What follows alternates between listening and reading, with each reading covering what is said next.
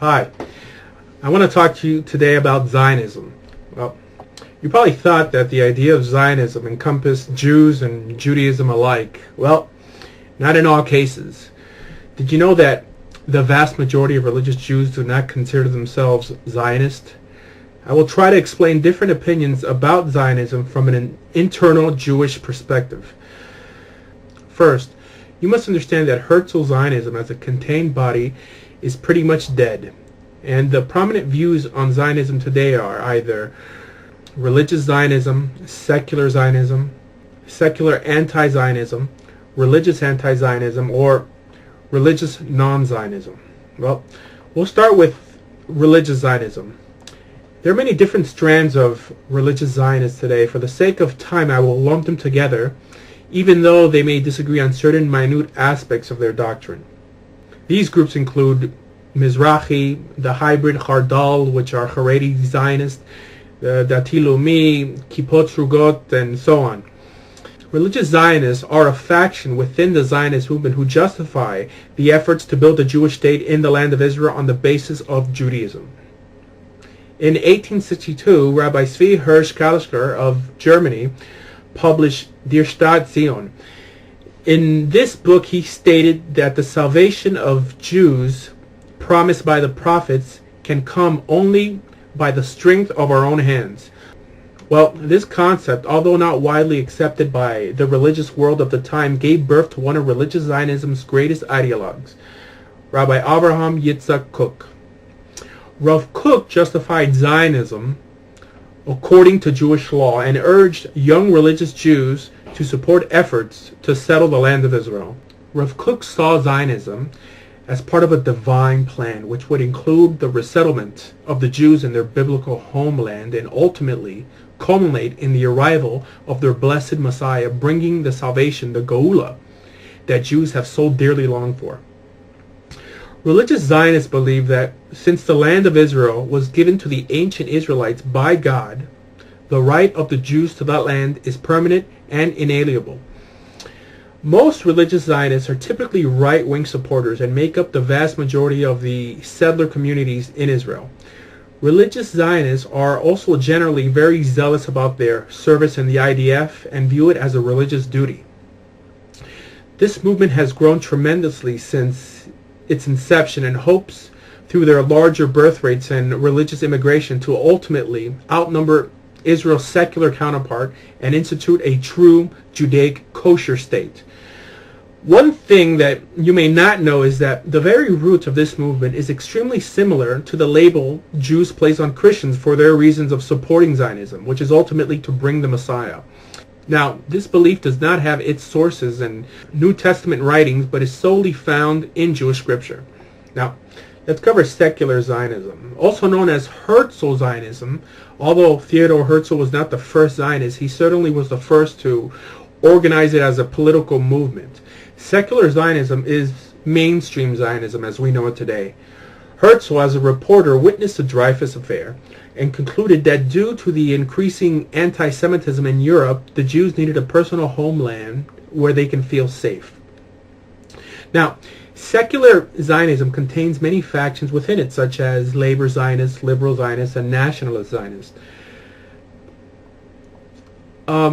Zionism as a whole was typically irreligious and was actually mainly led by atheistic, socialistic European Jews who typically rejected religion as part of the diaspora mentality.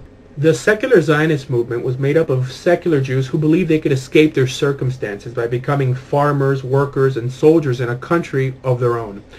The poorest of these went on to become the founders of the kibbutz movement, while the European middle class aspired to grander positions in government and administration.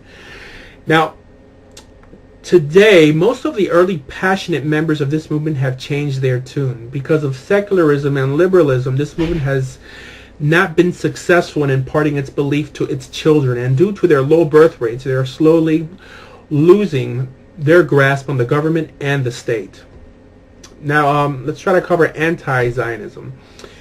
Now, anti-Zionists are usually classified in two camps: religious anti-Zionists and secular anti-Zionists. We'll start with secular anti-Zionists. before the establishment of the State of Israel, and actually before the Holocaust, many liberals during the European Enlightenment had argued that Jews should pledge their singular loyalty to their nation state and entirely assimilate to the local national culture. They called for almost a complete assimilation of the Jewish people in exchange for civil rights. Those liberal Jews who accepted these integration principles saw Zionism as a threat to the effort of facilitating Jewish citizenship and equality within Europe. This was also the view of Soviet Jews, who went so far as to create a Jewish national homeland within their borders as an attempt to satisfy their people. However, with the rise of the Holocaust, Jews quickly changed their tune, and this movement is no longer prevalent today. Those who see secular Jewish lefties protesting against Israel today are typically protesting against the policies in the region, but they usually don't call for Israel's dismantlement.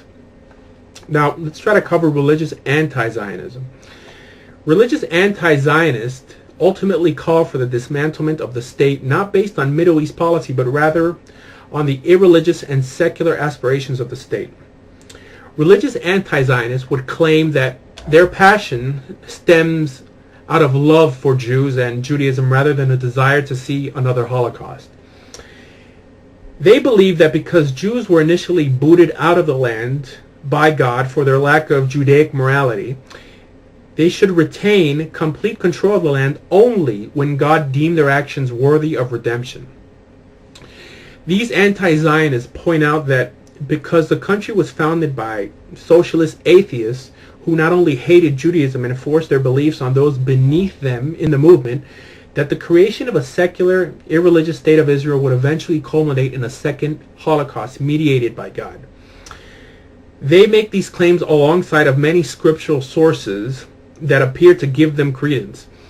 They also believe that the first Holocaust occurred because of Bolshevism and the second one would occur because of Zionism, and that any secular movement labeled Jewish would eventually collapse by divine decree.